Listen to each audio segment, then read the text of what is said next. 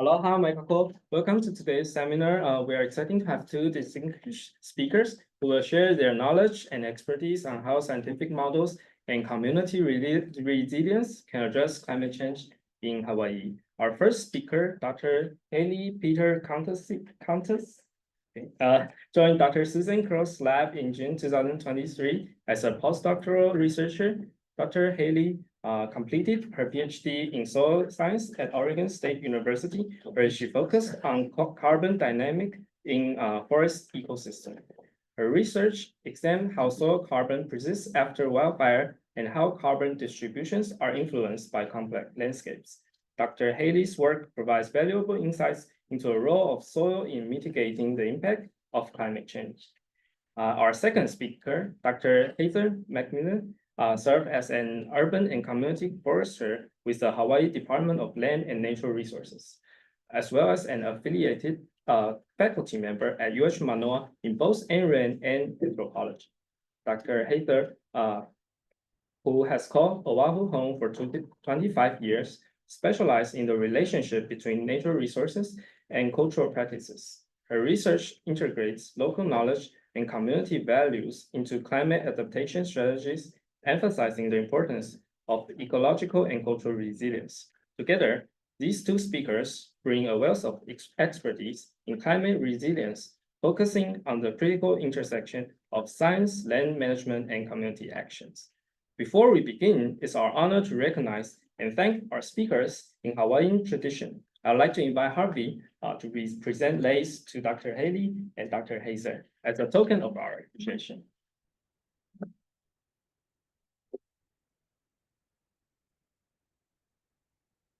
With that, I'll now invite our speakers to begin our presentations. Thank you.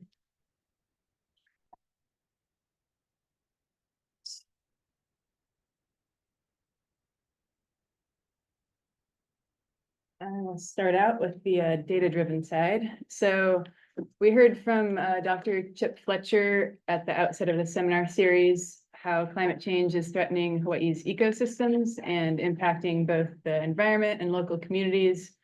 And we know, of course, that maintaining the soil carbon stocks and landscape carbon sequestration potential are critical for mitigating climate change, and understanding the dynamics of carbon gains and losses is essential for Hawaii's agricultural sustainability.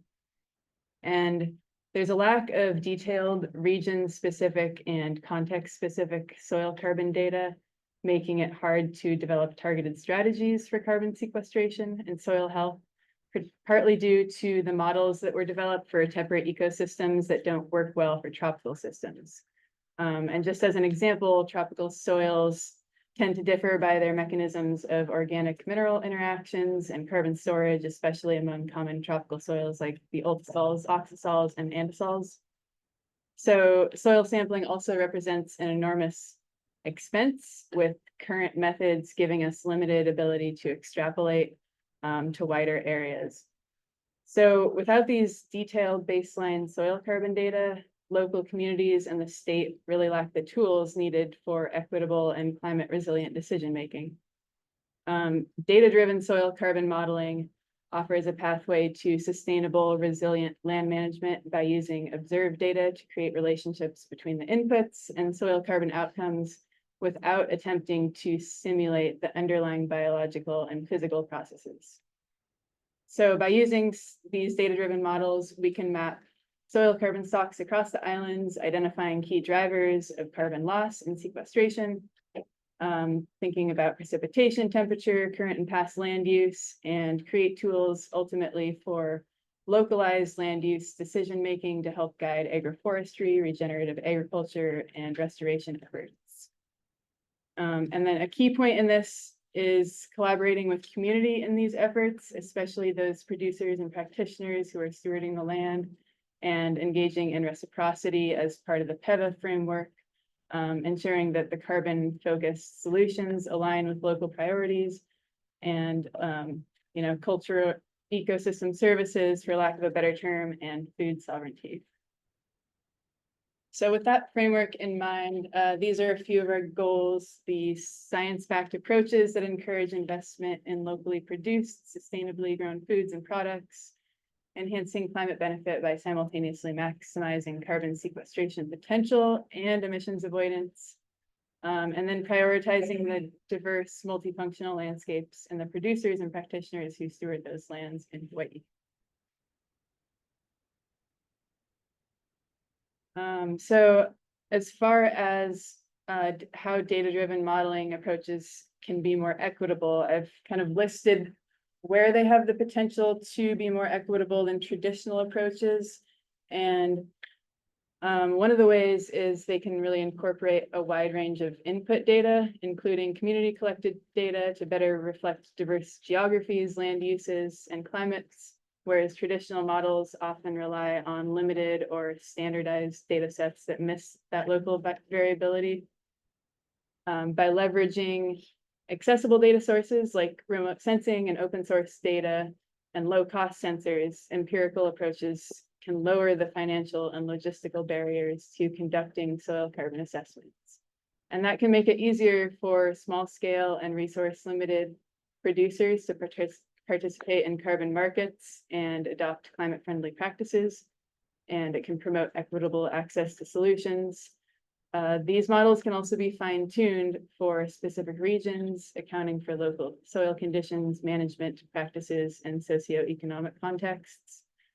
And that can really ensure that the models are relevant, especially for underserved communities, while traditional models might rely on costly, specialized data accessible only to wealthier regions.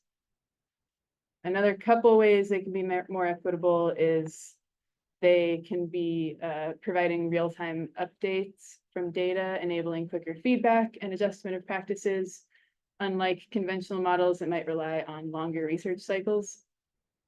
And then also minimizing bias potentially by focusing on the empirical evidence and actual soil carbon data instead of conventional assumptions that may stem from Western belief systems, then allowing for more inclusive modeling from small farms to larger landscapes. So ultimately, with all of that, more localized and accurate data, the models can empower small-scale producers, producer organizations, and allies to advocate for policies that reflect the realities, and that pushing for more equitable land use decisions and climate justice. So here, I'm going to just give an example, a couple examples of how these ML frameworks can be used to then map soil carbon, some of the approaches that I'm developing with colleagues. So I'm not going to go through all of it, but basically. So sorry, I'm going to ask you to move your water bottle just so it's right between the camera and you. Thank you so much. Sorry. Carry on. Thank you. Sorry about that. It's an important thing. So what I've done here is basically use some machine learning approaches to map just the percent soil carbon in the top 0 to 20 centimeters across. I did it across all the major Hawaiian islands. We're just focusing on a few specific instances here to demonstrate what can be done with these methods. But in short, I generated distributions of predictions of soil carbon based on a data set of about 3,000 values and trained a neural network on the generated distributions of basically spatially co-located carbon estimates and their covariates. And those are just a bunch of environmental variables, also, land use variables and predicting carbon distributions. So you can see just some examples we can pull out just visually. The historical intensive land use areas are popping out as very low carbon areas, which agrees with previous research done by Susan and Susan's group. And then you can also see in that the area where the insectisols are kind of drawn out there, the aqueps, there's an area of very high soil carbon. And so we can see kind of thinking about the drivers, both of the high carbon distributions and low carbon distributions are agreeing with previous research that's been done. And one other point I would make is that, the spatial patterning can really hint at the processes of soil formation and soil carbon formation. And these methods are currently better predicting those high carbon soils than previous soil carbon models have.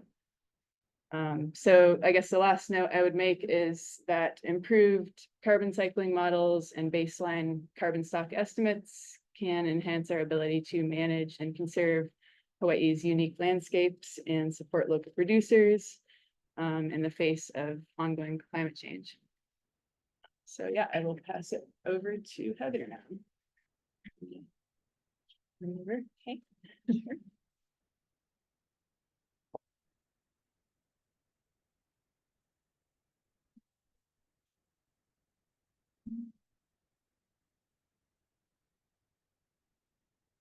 Just asking if she wanted to take any questions. Oh, we'll take them at the end. Okay, thank you, Hayley. Fascinating. Just moving this a little closer to you. People have been saying the owl. They can't hear very well sometimes. And What about that? it doesn't. This That doesn't matter. That is where the sound is coming in. And then it's not a microphone to the room. I see. So they still need to hear you, but that will allow the people online to hear you. A lot going on here. All right. Well, thank you. Thanks for the invitation and thanks for the interesting opportunity to join Hayley and this series. I really appreciate that. And I'm just thinking about the talks that have preceded this one and how all these pieces fit together. And so glad to be a part of the conversation. In full transparency, what's going to become immediately obvious very soon anyway is that Hayley and I just met. I think the idea in pairing us together is to stimulate conversation around what it means to do different kinds of work and have different kinds of data and different processes, but being able to work on projects that can have similar values and interests.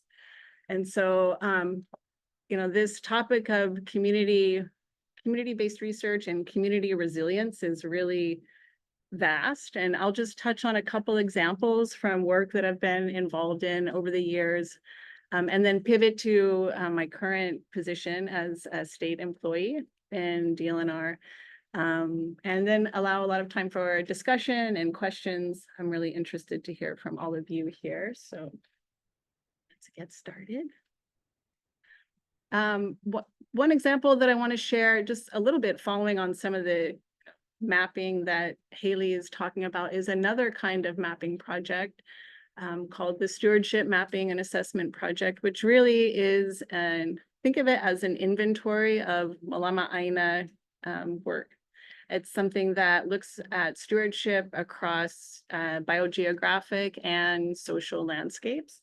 And really the purpose of this project was to understand who are the groups that are actually taking care of the special places here in Hawaii, and to be able to communicate that on the same platform as other kinds of biogeographic data. And we'll touch on that in a bit.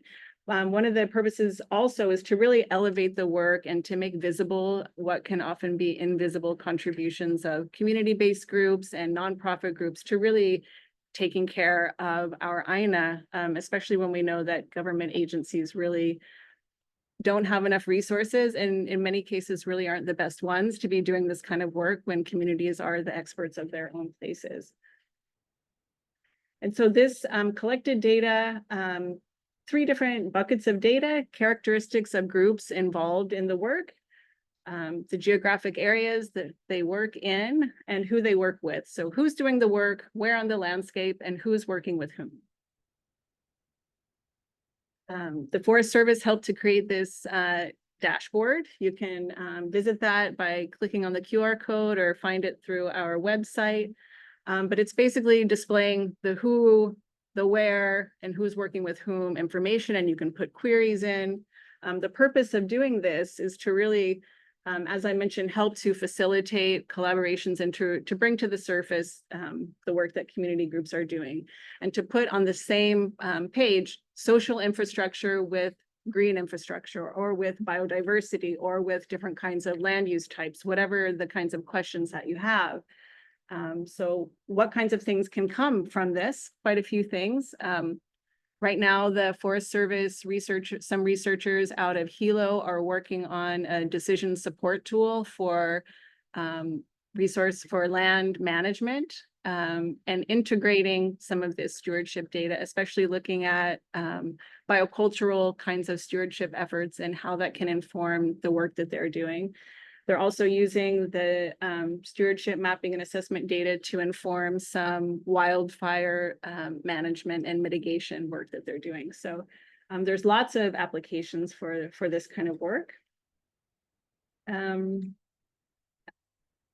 Another, and that's really getting at resilience because it's talking about people's connection to place, understanding stewardship as something that builds resilience within a community. Just turning to another project that was carried out about 10 to 15 years ago, based in North Kona.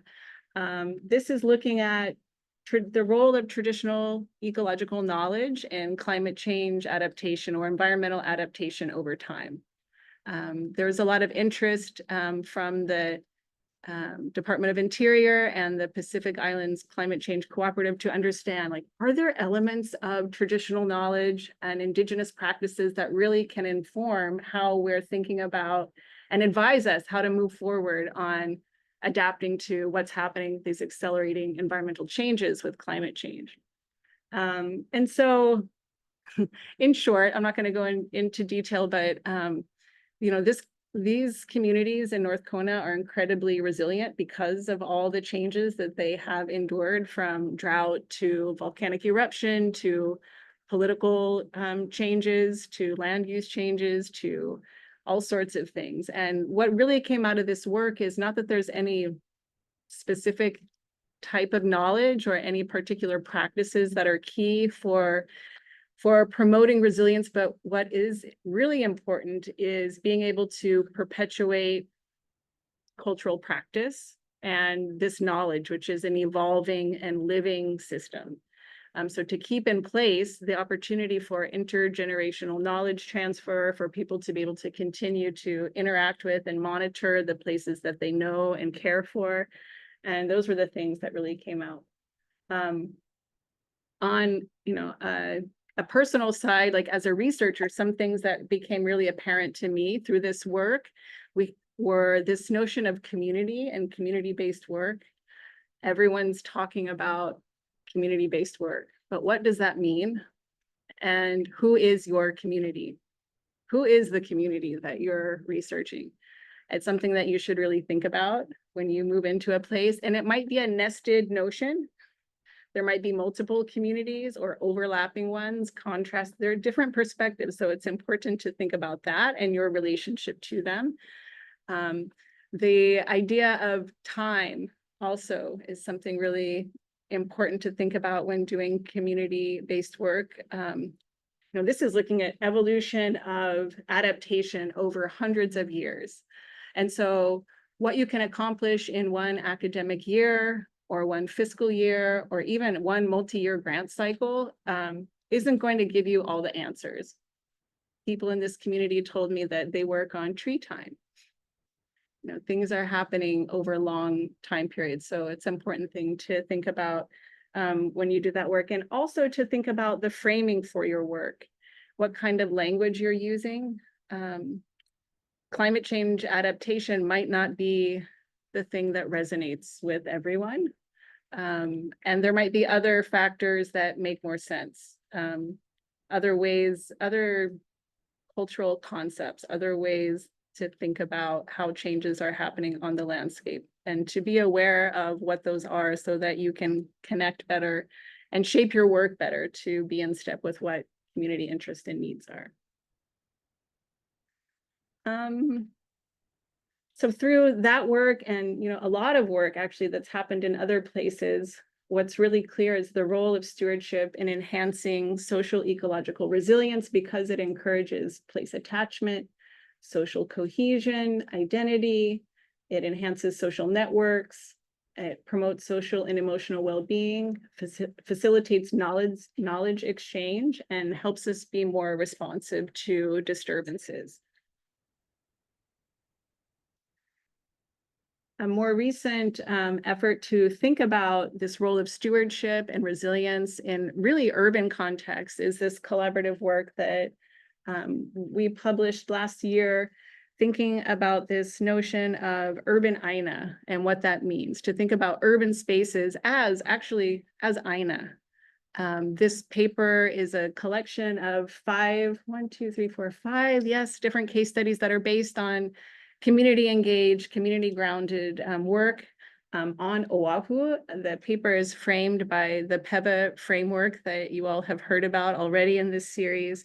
And what the paper lays out is really a vision for sustainable urban stewardship, sustainable living, that's based on reciprocal biocultural engagements that are grounded in place, that honor kinship and ancestral ties with land, and have a responsibility to be accountable to ancestors.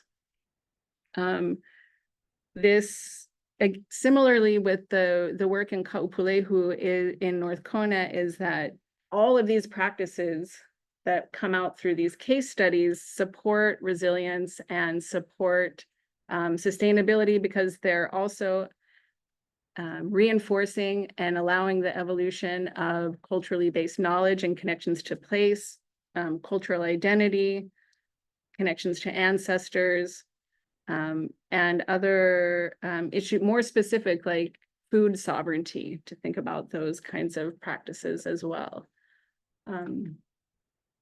And so carrying these things like in my mind, these things that I bring into this work and these things that I have learned are important. I'm just gonna pivot now to my role as an employee as our state agency, the Division of Land and Natural Resources, where I coordinate our state urban and community forestry program that is called Ka'ulunani.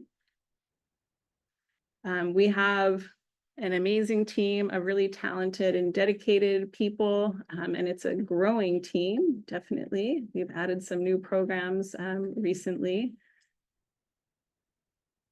And our mission that we have updated in the last few years with our advisory council is to support all of Hawaii's communities with a focus on equity to cultivate well-being and resilience through restorative and environmental justice, planting, caring for, and growing relationships with trees and forests where we live, work, learn, and play.